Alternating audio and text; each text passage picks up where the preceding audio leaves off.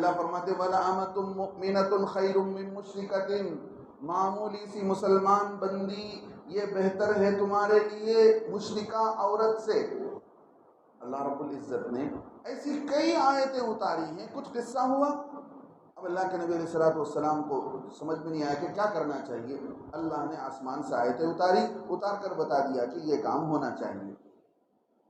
اب قرآن کے اندر جو آیتیں اتاری گئی ہیں اللہ کے نبی صلی اللہ علیہ وسلم پر، کچھ صورتیں مکی ہیں، کچھ صورتیں مدنی ہیں۔ 114 سورت کے شروع میں مثال کے طور پر میں آپ کے سامنے کھول رہا ہوں، کئی صورتیں ہیں قرآن کے اندر جس کے شروع میں ہی لکھا ہوا ہوگا کہ یہ صورت مدنی ہے، یہ صورت مکی ہے۔ مثال کے طور پر قرآن کی جو سب سے بڑی صورت ہے سورۃ البقرہ، تقریباً 2.5 جز ہے، یہ مدنی ہے۔ کچھ صورتیں مدنی ہیں، کچھ صورتیں مکی ہیں۔ کیا مطلب؟ لوگ سمجھتے ہیں کہ مدینے میں جو صورت اتری وہ مدنی ہے، مکی میں جو صورت اتری وہ مکی ہے۔ اللہ کے نبی صلی اللہ علیہ وسلم ہجرت کرنے سے پہلے جو صورت اللہ کے نبی صلی اللہ علیہ وسلم پر اتاری گئی وہ ساری صورتیں مکی ہیں۔ اللہ کے نبی صلی اللہ علیہ وسلم راستے میں جا رہے تھے، راستے میں جاتے ہوئے بھی کچھ صورتیں اتری، اس کو بھی مکی کہا گیا۔ اللہ کے نبی علیہ السلام مدینہ ہجرت کر کے چلے گئے، مدینے میں جانے کے بعد کچھ صورتیں اتری، اس کو بھی مدنی کہا گیا۔ ضروری نہیں کہ اللہ کے نبی علیہ السلام جس مکے میں تھے تو وہ مکی ہو، مدینے میں ہے تو وہ مدنی ہو۔ اکثر صورتیں ایسی ہی ہیں، لیکن کچھ صورتیں ایسی بھی ہیں کہ اللہ کے نبی علیہ السلام مدینے سے مکے کو آئے تھے، وہاں کچھ صورتیں اتری لیکن اس کو مدنی ہی کہا گیا کہ وہ مدینے میں ہی نازل ہوا۔ اللہ کے نبی علیہ السلام فتح مکے کے موقع پر آئے، جب مکہ فتح ہوا اس موقع پر آئے، اس موقع پر جو آیت اتری ہیں، جو صورتیں اتری وہ مدنی صورتیں ہیں، حالانکہ اللہ کے نبی علیہ السلام مکے میں تھے اور وہ صورت مکے میں اتری۔ اور کئی ایسی صورتیں ہیں جس کے اندر پوری صورت میں سے 1-2 آیت مدینے میں اتری ہے تو اس کو مدنی کہا گیا۔ وہ آیت مدنی ہے لیکن پوری صورت کو مکی کہا گیا، اس لیے کہ وہ صورت کا زیادہ حصہ ہجرت سے پہلے اتارا گیا۔ تو اس طرح اللہ کے نبی صلی اللہ علیہ وسلم کے راستے میں، اللہ کے نبی علیہ السلام کی زندگی میں جہاں آپ وقت رہتے تھے وہاں کا اعتبار نہیں کیا گیا، بلکہ جہاں آپ صلی اللہ علیہ وسلم کی زندگی گزر رہی تھی وہاں کا اعتبار کر کے اس کا مکی یا مدنی ہونا اس کو مانا گیا، نمبر 1۔ دوسرے نمبر پر مکی آیت اور مدنی آیت میں فرق کرنے کا یہ ہے کہ مکی آیت میں اکثر طور پر یا ایھا الناس کا خطاب کیا گیا۔ یا ایھا الناس میں سب لوگ آتے ہیں، کافر بھی آ جاتے ہیں، مسلمان بھی آ جاتے ہیں۔ اے لوگو، اے لوگو، یا ایھا الناس کے معنی آتے ہیں اے لوگو۔ یہ یا ایھا الناس سے جتنی آیتیں شروع ہوتی ہیں یہ ساری کے سارے مکے کے زمانے میں ہوتی ہیں۔ یا ایھا الذین آمنوا، اے ایمان والو، یہ جتنی آیتیں ہیں یہ مدینے کے زمانے میں اتاری گئی، مدنی آیتیں ہیں، یہ مکی آیتیں ہیں۔ اچھا، مکی صورتوں میں اور مدنی صورتوں میں کیا فرق ہے؟ یہ بات کہہ کر میں اپنی بات کو ختم کرتا ہوں۔ مکی صورت کہتے ہیں کہ مکے کے زمانے میں اللہ کے نبی صلی اللہ علیہ وسلم پر عجیب حالات آئے، کافر ستاتے تھے، مارتے تھے، تکلیف دیتے تھے۔ اللہ کے نبی صلی اللہ علیہ وسلم پر جو صورت اتاری گئی، اللہ کے نبی علیہ السلام کو دلاسا دیا گیا، آپ کو ہمت دلایا گیا، اللہ کے نبی علیہ السلام آپ ہمت سے رہیے، یہ کافر آپ کا کچھ بگاڑ نہیں سکتے ہیں، اللہ کی مدد آنے والی ہے، اللہ آپ کا ساتھ ہے۔ نمبر 1۔ مکی صورتوں کے اندر ان لوگوں کے نئے نئے اشکالات، غلط کوسچن کرتے تھے کہ ایسا کیوں نہیں ہے، ایسا کیوں نہیں ہے۔ اللہ رب العزت مسلسل آیتوں کو کافروں کا جواب دیتے تھے۔ اللہ کے نبی علیہ السلام آپ کے پاس وہ آ کر یوں کہتے ہیں، آپ ان کو یوں جواب دیجئے۔ وہ لوگ یہ پوچھتے ہیں، یسألونک، آپ سے پوچھتے ہیں چاند کے بارے میں، آپ سے پوچھتے ہیں روح کے بارے میں، انسان کے اندر جو روح ہوتا ہے۔ تو اللہ کے نبی صلی اللہ علیہ وسلم سے کافر جو لوگ آ کر جو پوچھتے تھے، اللہ کے نبی علیہ السلام کافروں کا جو جواب دیتے تھے۔ یہ مکی صورتوں کے اندر زیادہ تر اللہ کی وحدانیت، اللہ کا ایک ہونا، اللہ کی طاقت اور عظمت کو بیان کیا گیا۔ توحید، رسالت، نبی کون ہوتے ہیں، نبی کا مقام کیا ہوتا ہے، نبی اللہ کی طرف سے بھیجے جاتے ہیں، نبی آ کر لوگوں میں کیا کام کرتے ہیں، یہ بتایا گیا۔ آخرت، موت کے بعد عالم برزخ ہے، تمہیں حساب کتاب دینا ہے، موت کے بعد تم کو سارا بتا دیا جائے گا کہ تم دنیا میں کیا کر رہے تھے، اور مرنے کے بعد کیسے اٹھایا جائے گا۔ جو ان کے اندر، جو کافروں کے ذہن میں سوالات آتے تھے، وہ سارا جواب ادھر سے دیا گیا۔ اور ادھر مدنی صورتوں کے اندر احکامات اتارے گئے کہ نماز فرض کیا گیا، اور اللہ رب العزت کی طرف سے احکامات اتارے گئے۔ یہ حقوق ہیں کہ ماں باپ کا یہ حق ہے، پڑوسیوں کا یہ حق ہے، اور جو اللہ رب العزت حدود بتانا چاہتے، سزا بتانا چاہتے، یہ کرو گے تو یہ سزا دی جائے گی، اور یہ فرض ہے تمہاری ذمہ میں، یہ ذمہ داری ہے، اس کو پورا کرنا پڑے گا۔ حقوق بتائے گئے، عبادات بتایا گیا، یہ عبادت کرنے کے ہیں، اور معاملات، معاشرات بتایا گیا کہ اس طرح معاملہ کرنا ہے، اس طرح رہنا سہنا ہے، کسی کے ساتھ برتاؤ کرنا ہے تو ایسا کرنا ہے۔ اور جہاد کی صورتیں، اسلام، مسلمان اپنا ڈیفنس کیسا کریں، مسلمان کیسا ڈیفنس کریں، کیسے جہاد کریں، ان کا کیسا کافروں کا جواب دیں، اگر کافر ایمان میں نہیں آتے ہیں تو ان کے ساتھ کیسے لڑائی لڑی جائے گی۔ جہاد کے بارے میں جتنی ساری آیتیں اتری ہیں وہ سارے کے سارے مدنی آیتیں ہیں۔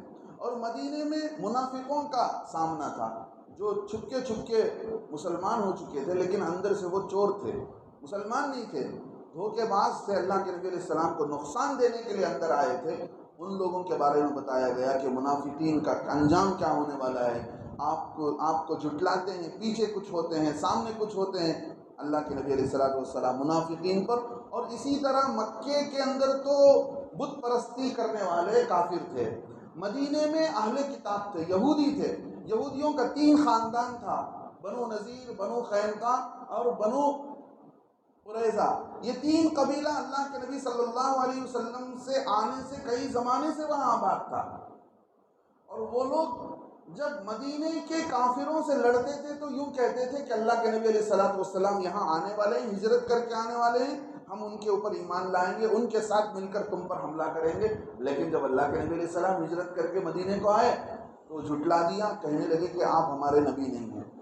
تو اہل کتاب پر بھی مدینے کے زمانے میں جو صورتیں اتاری گئی، اہل کتاب کو بھی مخاطب کیا گیا، یہودیوں کو، نصرانیوں کو، کہ دیکھو تمہیں اب بھی موقع دیا جاتا ہے، اور اللہ کا فضل ابھی بھی تمہارے لیے ہے، آخری نبی ہیں، ان کو مان لو، تم اہل الکتاب ہو، تمہارے کتاب کے اندر اس نبی کا تذکرہ ہے، تمہارے کتاب کے اندر اس نبی کی نشانی بتائی گئی ہے۔ اس طرح کی آیتیں مدینے میں اتاری گئیں اور مکے میں اس طرح کی آیتیں اتاری گئیں۔ یہ کچھ وحی کے سلسلے میں کچھ بنیادی باتیں قرآن کو سمجھنے کے لیے، قرآن کی تفسیر کو سمجھنے کے لیے آپ حضرات کے سامنے بیسکلی طور پر میں سامنے رکھنا ضروری سمجھا کہ وحی اللہ کے نبی صلی اللہ علیہ وسلم پر کیسے اترتی تھی، اور صورتوں کو اللہ کے نبی صلی اللہ علیہ وسلم نے کیسے مکی قرار دیا، کیسے مدنی قرار دیا۔ اللہ کے نبی صلی اللہ علیہ وسلم قرآن کے ذریعے سے لوگوں کو کیا بتانا چاہتے تھے، اور اللہ کے نبی صلی اللہ علیہ وسلم پر قرآن کیوں اتارا گیا، اور قرآن کیسی کتاب ہے۔ انشاءاللہ اس طرح کی اور کچھ بنیادی اہم باتیں جو ضروری ہیں، رہ گئی ہیں، اللہ نے زندگی دی اور موقع دیا، اگلے ہفتہ آپ حضرات کے سامنے رکھوں گا اور آپ حضرات کے سامنے پیش کی جائے گی۔ لہذا درخواست یہ ہے، یہ پہلی مجلس ہے، اللہ سے آپ بھی دعا کرتے رہیں میرے حق میں بھی اور اس مجلس کے حق میں بھی۔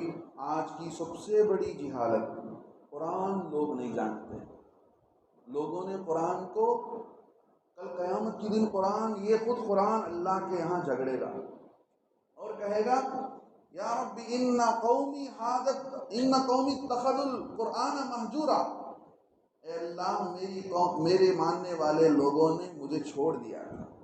مہجور کہتے ہیں بالکل کٹ جانے کو، جسم کا کوئی پارٹس کاٹ دیا جاتا ہے تو پھر وہ جڑتا نہیں ہے، ایسے ہی قرآن کہے گا کہ مجھے بالکل زندگی سے ان لوگوں نے کاٹ دیا تھا۔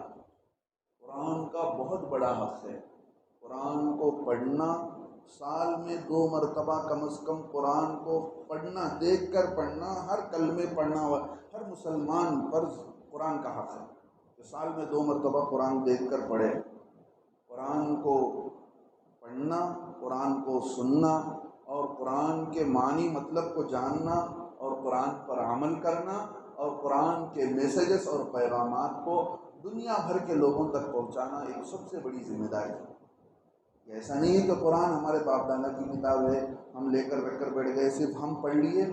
ہم ساری دنیا کے لیے آئے ہیں، ہمیں ساری دنیا والوں کے سامنے اس قرآن کے میسیجز کو، قرآن کے پیغام کو عام کرنا پڑے گا۔ اور میں آخر میں ایک قصہ بتا دوں کہ جب ہندوستان کے اندر جنگ آزادی کی جنگ لڑی گئی، اس وقت میں شیخ الہند مولانا محمود حسن دیوبندی رحمۃ اللہ علیہ کو انگریز نے مکے سے گرفتار کیا۔ سزا کیا تھی؟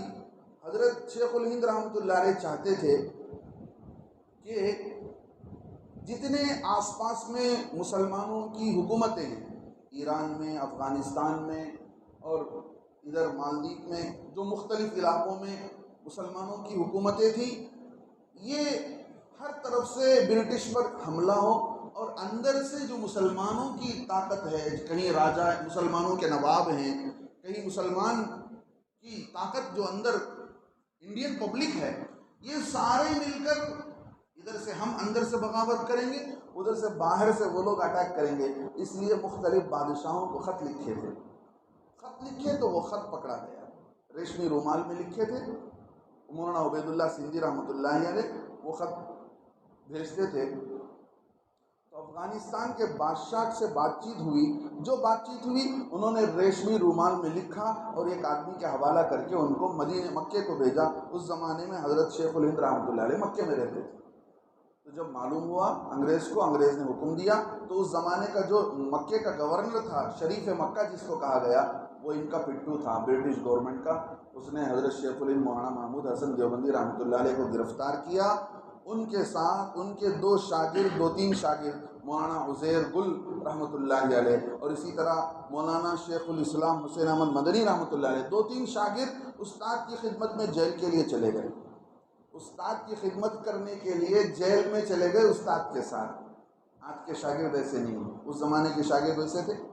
تو جب 2-2.5 سال اٹالی کے مالٹا نامی جگہ میں اندر بند کھوٹری میں 2-2.5 سال گزار کر شیخ الہند رحمۃ اللہ علیہ جیسا آدمی، اتنا بڑا اپنے زمانے کا عالم، امام وقت شیخ الہند، ہندوستان کا بڑا شیخ، جب واپس آئے بامبے کے ہاربار پر، گاندھی جی اور سارے علماء، بہت سارے لوگ ان کا ویلکم کرنے کے لیے، ان کا استقبال کرنے کے لیے گئے تھے۔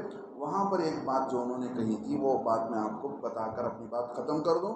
انہوں نے کہا کہ 2.5 سال مالٹا کی جیل کے اندھیری کھوٹریوں میں بیٹھ کر میں نے غور کیا کہ مسلمان آج کیوں ذلیل ہو چکے ہیں، مسلمان آج کیوں ذلیل ہو چکے ہیں اور ان کا پوزیشن بالکل لو کلاس، لو لیول میں چلا گیا ہے۔